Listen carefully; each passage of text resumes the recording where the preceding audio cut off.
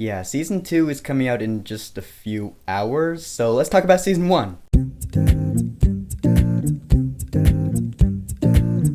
Stranger Things. So Stranger Things is a Netflix original series created by the Duffer Brothers. Fun fact, they originally wanted to do a remake of It, but they got shut down, so they ended up making this. I'm glad everything worked out. Stranger Things takes place in 1983 in the fictional town of Hawkins, Indiana. It revolves around a few people, but mainly this group of kids, Will, Dustin, Lucas, and Mike. And one random day, Will just disappears, ups and vanishes, just seemingly blinks off the face of the earth. Now everyone has to deal with that. The kids have to deal with that. Will's family has to deal with it. Will's mother Joyce is played by Winona Ryder, who I loved in Beetlejuice, and she starts to go a little apeshit, understandably, as any mother should. She gets the police involved, so another one of the main characters in the show is Jim Hopper, played by David Harbour. So we know that Will's disappearance is somehow linked to this underground, really shady experiment that some branch of the government was doing, which might just involve other dimensions and monsters. So now we have our Netflix original series throwback to the 80s that everyone loves. Yeah, this show was huge when it came out last summer. I didn't even watch it until like September or October last year. But actually the way I watched it is that my friends wanted to do it like episode by episode, like one episode per like every time we hung out. It wasn't my idea, it was my friend's idea, but they wanted to draw it out, so I was all for that. We wanted to keep the mystery alive for as long as we could. I don't know. We might be doing that for season 2, so I don't know how soon I'm gonna get my season 2 video up. But yesterday I like binge watched all of season 1 just so I could have my memory refreshed for season 2. So that's my story with it. But yeah, this show is great. It's awesome. First off, I love how everyone initially reacts to Will's disappearance because you see the slow growing anxiety of it. Like at first Will's mom is like, oh yeah, he didn't come home last night, is he with you? And then she gets a little more worried, and then in the course of like maybe 2 or 3 episodes she's out of her mind, just going nuts, crying. Winona Ryder was awesome in this show. I'm just saying. Also, the young talent in this show, pretty good. Everyone knows Finn Wolfhard at this point because he was in It and he was in Stranger Things. I gotta say, that's a talented kid. I'm pretty sure his future is secure. And of course there is Eleven. Millie Bobby Brown is the actress who plays her. The gang stumbles across this girl, and at first you don't know much about her because she's really confused. She doesn't talk that much. There's just something off about her. You get the feeling she was probably experimented on by this shady government branch. Over the course of the season you grow really attached to her, just like the kids do. But I'm gonna talk some praise about her for just a minute because this is probably some of the best young talent I've seen, like ever. Because yeah, she doesn't talk much. All the acting is in her face. The emotions she conveys with her face, whether she's confused or sad or angry, is among the best I've seen in like anything, period. Just fantastic. And I'm really glad she's coming back for season 2. And then of course there is a story arc with Mike's older sister Nancy. This is kind of where the high school element comes in because there is a love triangle. Will's older brother Jonathan, he's a standoffish kind of guy, you know, and he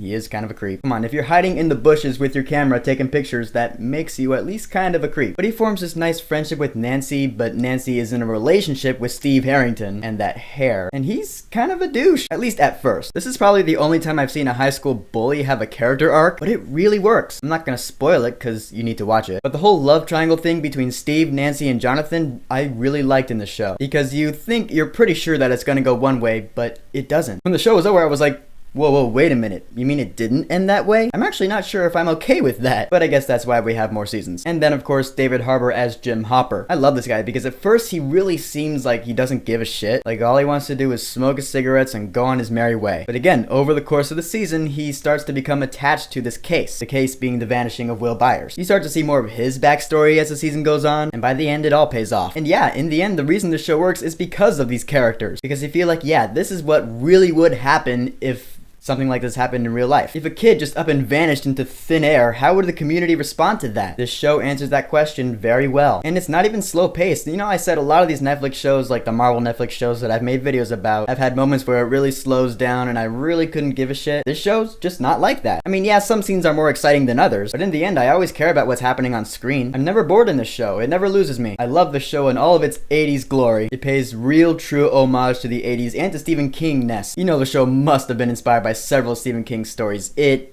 Carrie, Stand By Me, great. And of course, the music. Not only is there a bunch of 80s classic rock in there that I absolutely adore, but I'm talking about the score. 80s synth all the way.